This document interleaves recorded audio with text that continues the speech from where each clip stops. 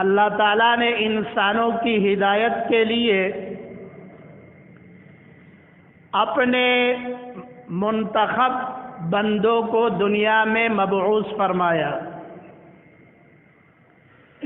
جن کو انبیاء کرام علیہم الصلوات والتسلیمات کہا جاتا ہے،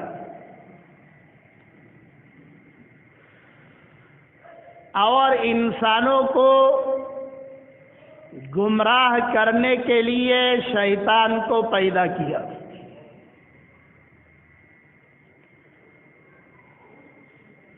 انسان اور شیطان کی دشمنی یہ شروع دن سے چلی آ رہی ہے۔ شیطانوں میں سب سے بڑا شیطان وہ ابلیس ہے، جس نے قسم کھائی ہے کہ میں تمہارے بندوں کو گمراہ کروں گا، لَأُغْوِيَنَّهُمْ أَجْمَعِينَ إِلَّا عِبَادَكَ مِنْهُمُ الْمُخْلَصِينَ۔ اور انسانوں میں سب سے بڑا انسان وہ نبی ہوتا ہے۔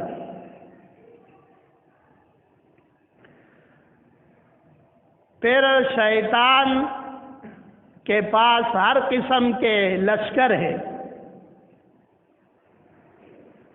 جس کے ذریعے وہ انسانوں کو ورغلاتا ہے، گمراہ کرتا ہے۔ ان کے پاس آواز کا لشکر ہے، ان کے پاس پیادوں کا لشکر ہے، سواروں کا لشکر ہے، ان کے پاس عورتوں کا مکر و فریب ہے، مختلف لشکر ہے شیطان کے۔ دنیا میں ہر دور میں شیطان وہ اپنی پوری طاقت کے ساتھ انسانوں پر حملہ آور ہوتا رہا ہے، اور قیامت تک ایسا ہی ہوگا۔ شیطان کا سب سے بڑا نمائندہ اس کائنات میں آدم علیہ السلام سے لے کر قیامت کے دن تک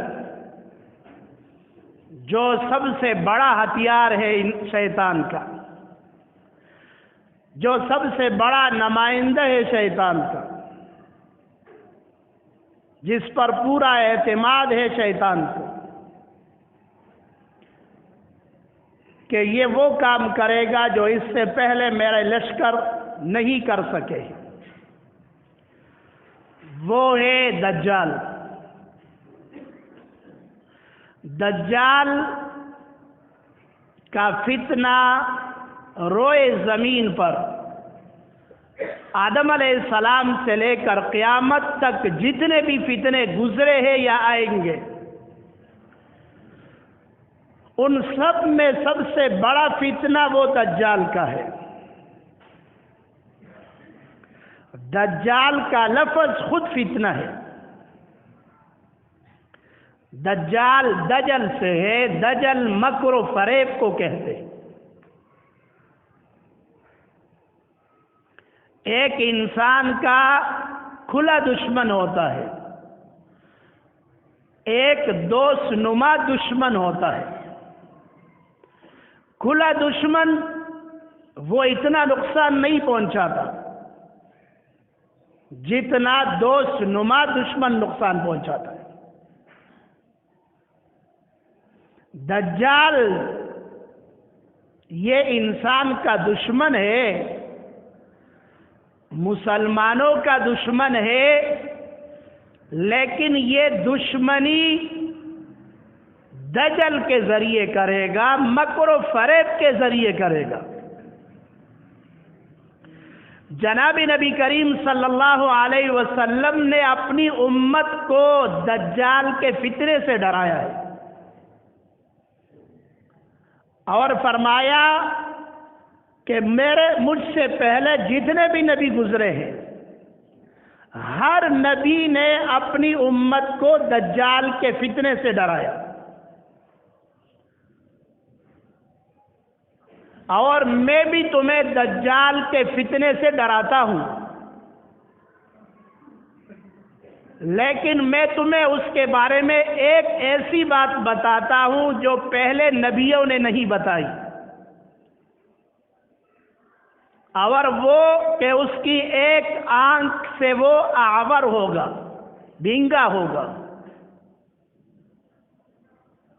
یہ اس کی نشانی ہے، اور اس کے ماتھے پر کاف فا را لکھا ہوگا جس کو ہر مسلمان پڑھ سکے گا۔ تو دجال کا فتنہ وہ ہے جس سے آپ علیہ السلام نے اپنی امت کو ڈرایا، فرمایا اگر میری حیات میں وہ نکلا تو میں کافی ہوں اس کے لیے، میں اس کو قتل کروں گا، اور اگر میرے بعد نکلا تو عیسیٰ علیہ السلام کو اللہ رب العزت اس کو ختم کرنے کے لیے نازل فرمائیں گے۔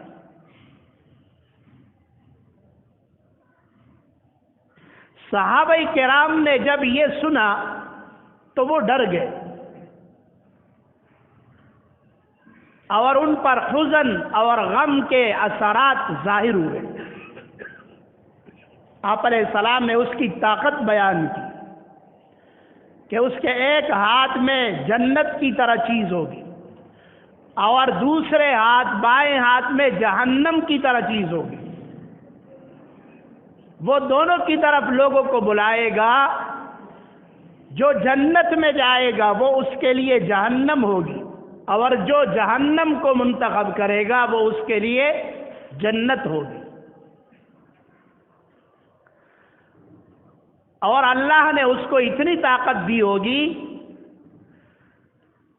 کہ ایک شخص سے وہ کہے گا کہ تمہارا باپ اور بھائی جو مر چکا ہے، میں اگر اس کو زندہ کر لوں تو کیا تم مجھے اپنا رب مان لو گے؟ وہ کہے گا ہاں۔ تو وہ شیطانی طاقتوں سے اس کے باپ اور بھائی کی طرح بنا دے گا،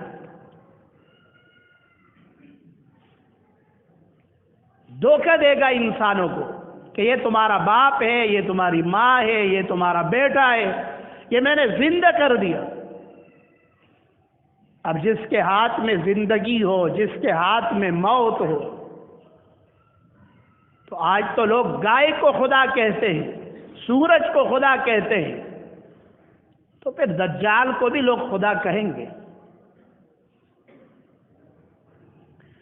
یہ ایمان والوں کے ایمان کے لیے سب سے بڑی آزمائش ہوگی۔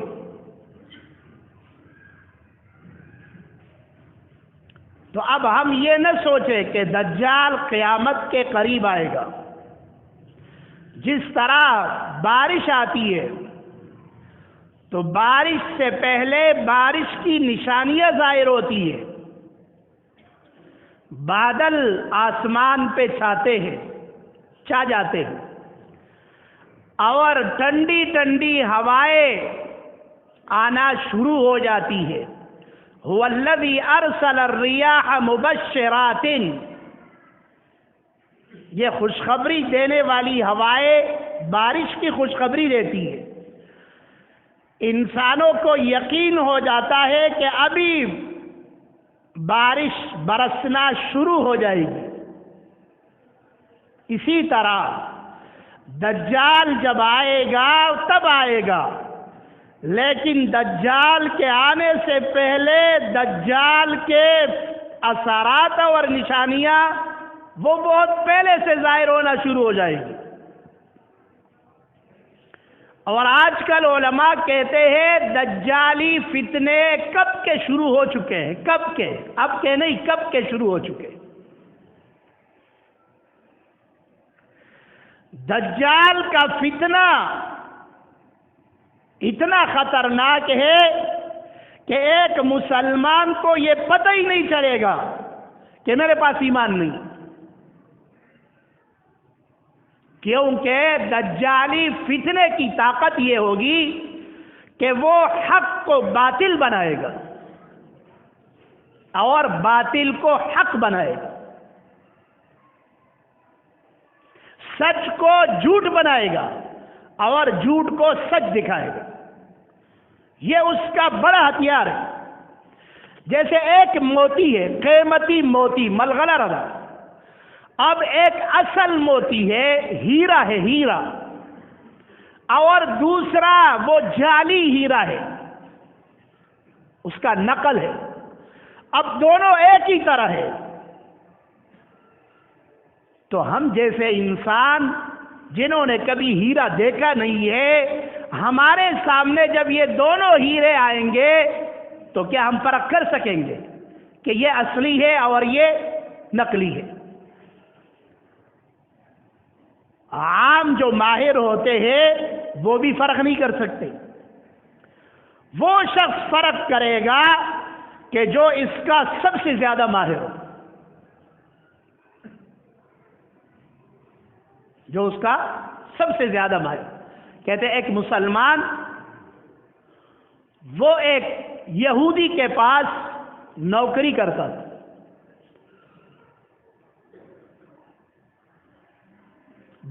بہت بڑا ایماندار،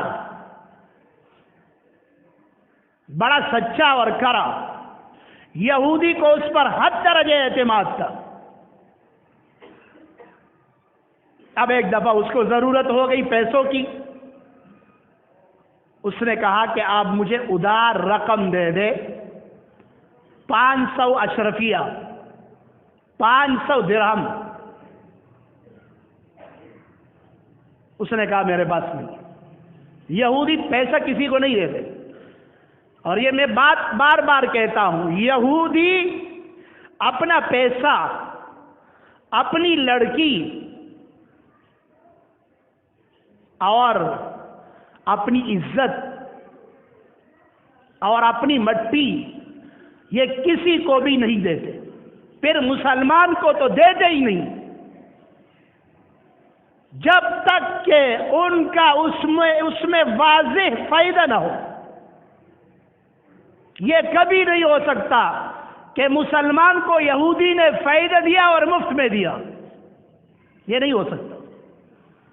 یہ اگر کوئی مانتا ہے تو وہ پہلے اپنے ایمان کو چیک کر لے، کیونکہ قرآن ہمیں بتاتا ہے ایسا نہیں ہو سکتا، آپ علیہ السلام بتاتے ایسا نہیں ہو سکتا۔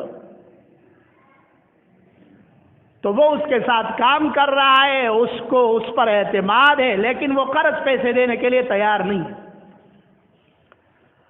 تو وہ یہودی گھر گیا اور گھر سے ایک ہیرا لایا۔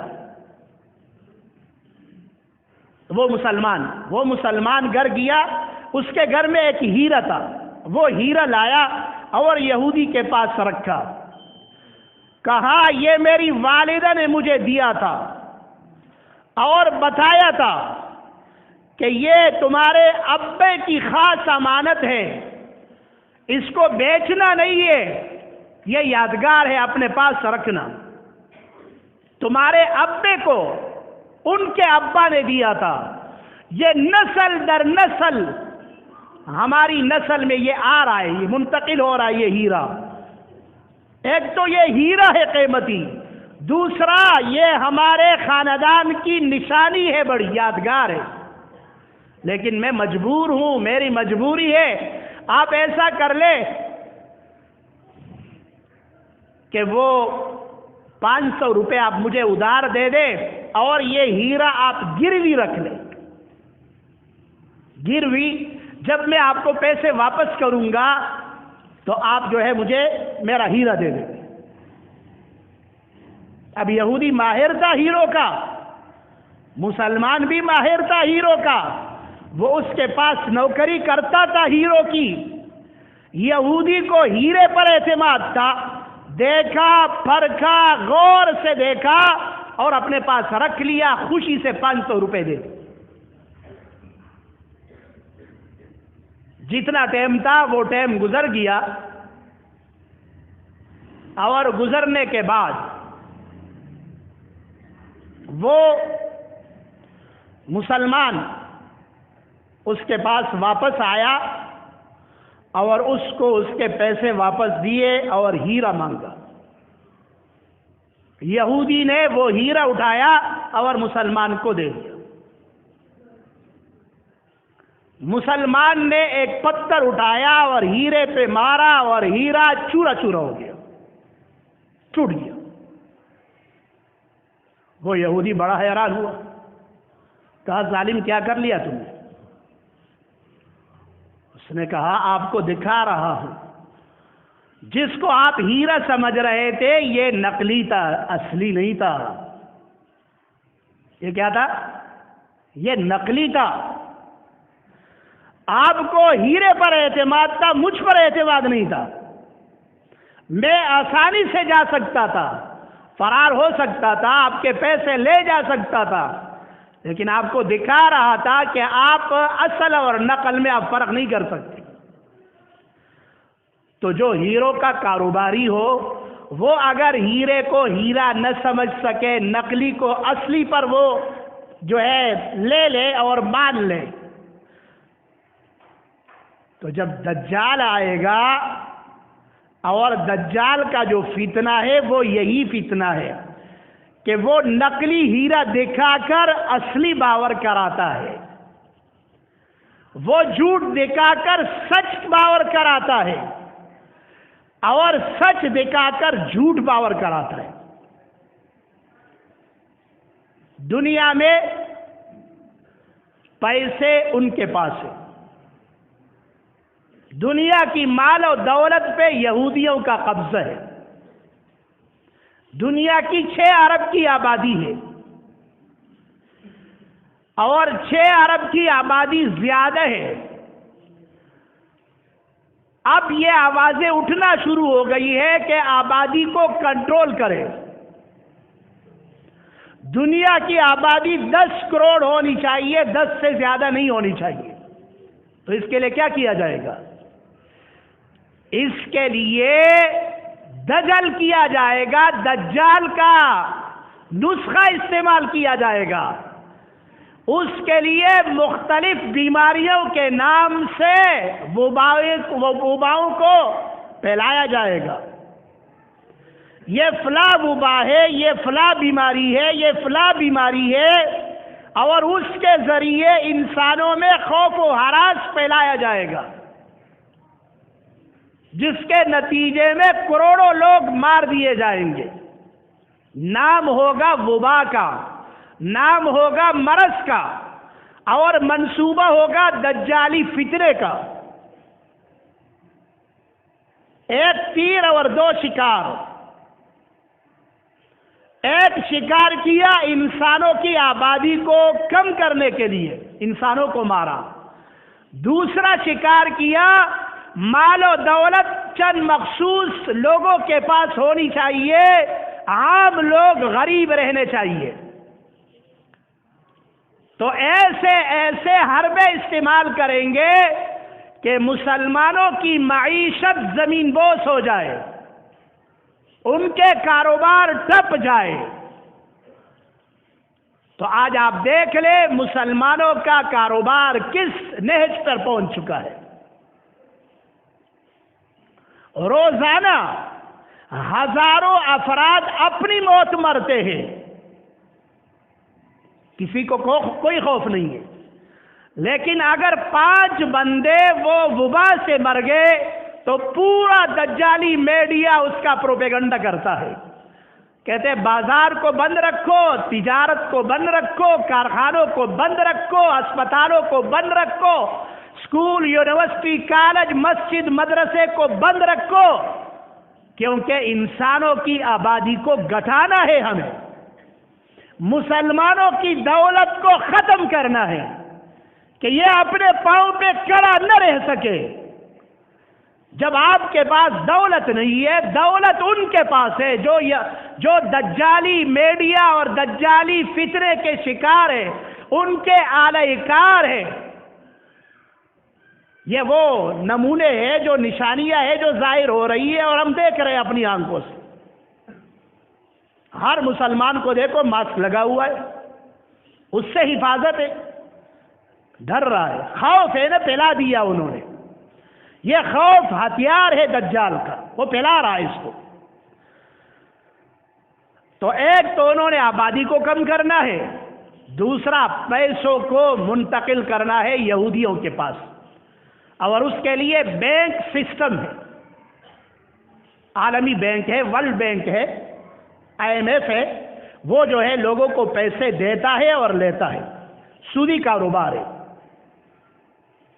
وہ 10 سال پہلے میں نے تقریریں کی تھی دجال پہ، اس زمانے میں میں نے یہ بات کہی تھی کہ ایک وقت ایسا آئے گا کہ یہ جو کیش ہے ہمارے پاس، یہ کسی کے پاس نہیں ہوگی۔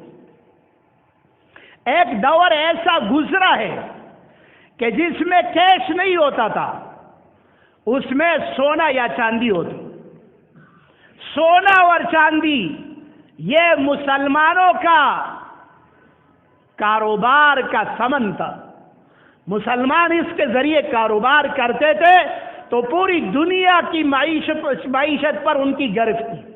سونا مسلمانوں کے پاس، چاندی ان کے پاس۔ جب برطانیہ آیا، اقوام متحدہ پھر بنا، تو سونے چاندی کو ختم کر کے اس کے ذریعے رسیدیں دینے لگے، سونے چاندی کو اپنے قبضے میں لے لیا۔ رسید آپ کو دے رہے ہیں، یہ کاغذ کا ایک ٹکڑا ہے جو پوری دنیا میں ابھی چل رہا ہے، اور ایک وقت ایسا آئے گا کہ یہ کاغذ کا ٹکڑا بھی قابل استعمال نہیں ہوگا۔ جس طرح آج نقلی نوٹ وہ فروخت ہوتے ہیں، بچے جو ہے 10 روپے کے لاکھ لے سکتے ہیں، اسی طرح ایسا وقت عن قریب آنے والا ہے، اور شروع ہو چکا ہے یورپ اور امریکہ جیسے ملکوں میں، کہ وہاں پر سب سے زیادہ جو کاروبار ہو رہا ہے وہ کارڈ کے ذریعے ہو رہا ہے، یہاں پر بھی ہو رہا ہے۔ بڑے لوگ ہم کس کو کہتے ہیں؟ جن کا وجود بڑا ہو، نہیں، جن کے پاس مال دولت، جو بڑے چودھری وڈیرے ہیں، یہ لوگ یہ کیش میں کاروبار نہیں کرتے، یہ کیش میں خرید و فروخت نہیں کرتے، یہ کارڈ کے ذریعے کرتے ہیں۔ یہ نمائش بھی ہے، یہ ویلیو ہے، اور فخر و نمود دکھانا ہے نا اپنے آپ کو۔ بڑا آدمی کون ہوتا ہے؟ جس کے پاس کارڈ ہو، کارڈ کے ذریعے خریداری کرتا ہے، بینک میں جاتا ہے کارڈ، اور پمپ پہ جاتا ہے کارڈ، بڑے سٹور پہ جاتا ہے کارڈ، بس اس کے اکاؤنٹ سے پیسے جو ہے وہ کاٹے جاتے ہیں۔ ایک وقت ایسا آئے گا کہ پوری دنیا میں کارڈ کا سسٹم چلے گا، نقدی کاروبار کسی کے ہاں نہیں ہوگا۔ پھر جب دجال ظاہر ہوگا تو یہ جو کارڈ چل رہے ہیں، یہ سارے کارڈ وہ منجمد کر دیں گے، اس کو جام کر دیں گے۔ جس طرح ہمارا شناختی کارڈ جب حکومت کو کوئی شخص مطلوب ہوتا ہے تو وہ اس کارڈ کو بلاک کر دیتے ہیں، اب وہ بیچارہ کہیں نکل نہیں سکتا، وہ پوری دنیا میں جس کے پاس کارڈ ہے پیسے کا، اس کارڈ کو بلاک کر دیں گے۔ اب کارڈ ہے، پیسہ نہیں ہے۔ جب پیسہ نہیں ہے تو گھی کیسے آئے گا، آٹا کیسے آئے گا، پانی کیسے آئے گا؟ بچے کے لیے آپ جو ہے اسپتال ڈاکٹر کے پاس کیسے جائیں گے؟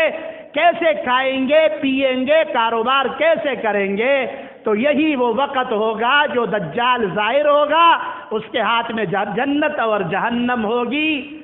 اب ایک شخص جو ہے وہ 3 دن کا بھوکا ہے، 1 ہفتے کا بھوکا ہے، دجال اس کو روٹی دیتا ہے، اس کو سالن دیتا ہے، اس کے کپڑے، بچوں کے لیے کپڑے دیتا ہے، راشن دیتا ہے، تو وہ اس پر ایمان لائے گا یا نہیں لائے گا؟ خود تو بھوک برداشت کر لیں گے، لیکن بچہ تڑپ رہا ہے، اس کے لیے کیا کریں گے؟ تو آپ یہ نہ سمجھے کہ ہمارے پاس یہ سب کچھ ہوگا۔ یہ جو ہم ترقی کر رہے ہیں، آج آپ موبائل کو دیکھ لیں، ہر چیز مہنگی ہو رہی ہے، موبائل سستا ہو رہا ہے، ہر چیز مہنگی ہوتی جا رہی ہے، موبائل سستا۔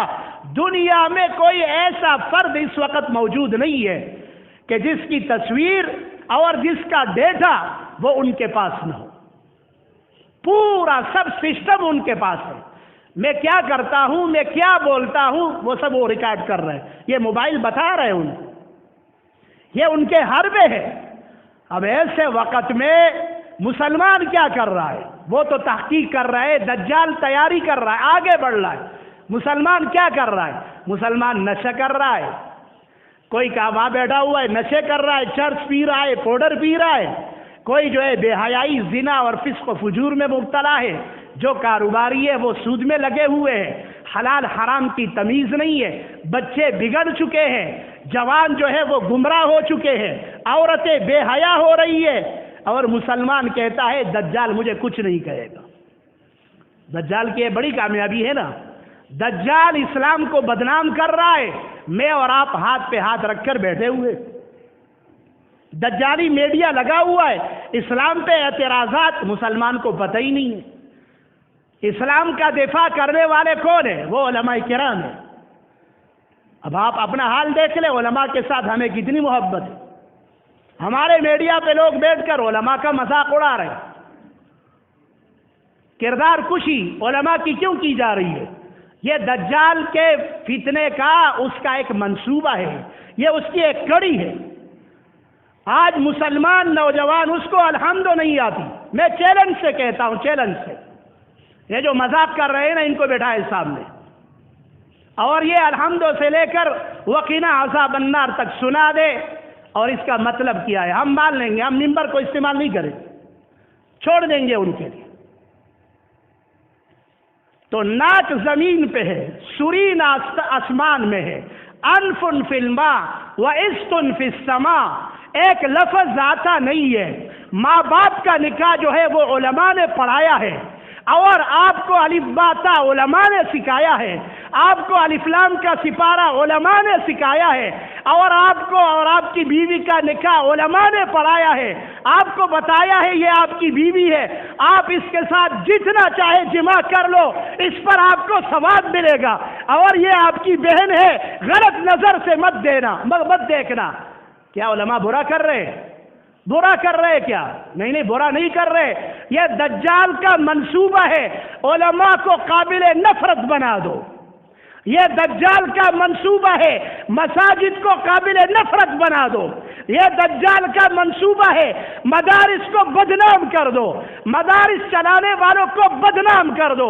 وہ عالم جو دجال کے خلاف بولتا ہے، وہ عالم جو یہودیوں کے خلاف بولتا ہے، وہ عالم جو قادیانیوں کے خلاف بولتا ہے، وہ عالم اگر ممبر پہ ہے اس کو بدنام کرو، اگر وہ محراب میں کھڑا ہے اس کو بدنام کرو، اگر وہ تبلیغ میں ہے اس کو بدنام کرو، اگر وہ جہاد کرتا ہے اس کو بدنام کرو، اگر وہ سیاست کرتا ہے اس کو بدنام کر دو۔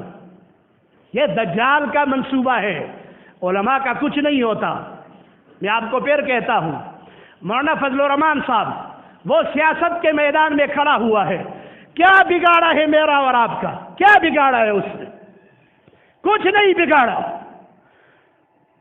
کرپشن کرنے والے دیگر، لوٹ مار کرنے والے دیگر، زناکار دیگر، فاسق و فاجر دوسرے، سودخور دوسرے، بے حیا دوسرے، ماں اور بیٹیوں کو ننگا نچانے والے دوسرے، اور مولانا صاحب دوسروں کے سر پر دوپٹہ اوڑھنے والا، مولانا صاحب مسجد اور مدرسے کا دفاع کرنے والا، مولانا صاحب مدرسے کے طالب علم کا دفاع کرنے والا، اللہ کے اسلام اور قرآن اور محمد عربی کے ناموس رسالت کا دفاع کرنے والا، کیا غلط کیا ہے اس نے؟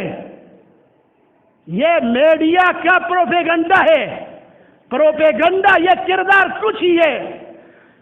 کہتے ہیں اربوں جائیداد بنائی ہے، لعنت اللہ علی الکاذبین، لعنت اللہ علی الکاذبین۔ اگر رتی بھر بھی پانی ہوتا، ان میں رتی بھر غیرت ہوتی اور چلو بھر پانی ہوتا ڈوب کے مر جاتے۔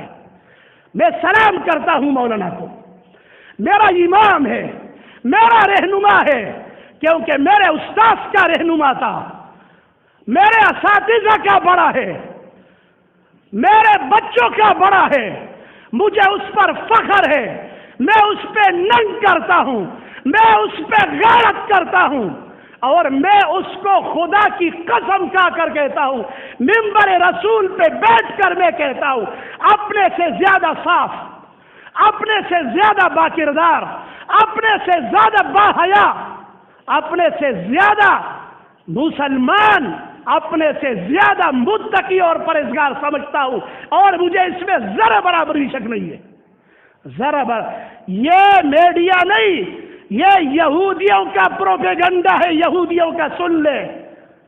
وہ مسلمان بچے جو کل پیدا ہوئے ہیں، وہ ذرا دل پہ ہاتھ رکھ کر کیا کر رہے ہو؟ میں کہہ رہا ہوں ابا کو نماز نہیں آتی، انجا کا طریقہ نہیں آتا، اور یہ لگا ہوا ہے علماء کی کردار کشی کرتا ہے۔ لعنت ہو خدا کی ایسے مسلمانوں پر جو علماء کو معاف نہیں کرتے۔ اللہ غارت کرے ایسے لوگوں کو جو اپنے محسن اور دغابازوں میں فرق نہیں کر سکتے۔ فرق یہ دجال وار ہے، یاد رکھنا، یہ دجال کا وار ہے، یاد رکھنا۔ دجال آ رہا ہے، آئے گا عن قریب، لیکن اس کے نمونے اور اس کی نشانیاں ظاہر ہو چکی ہے۔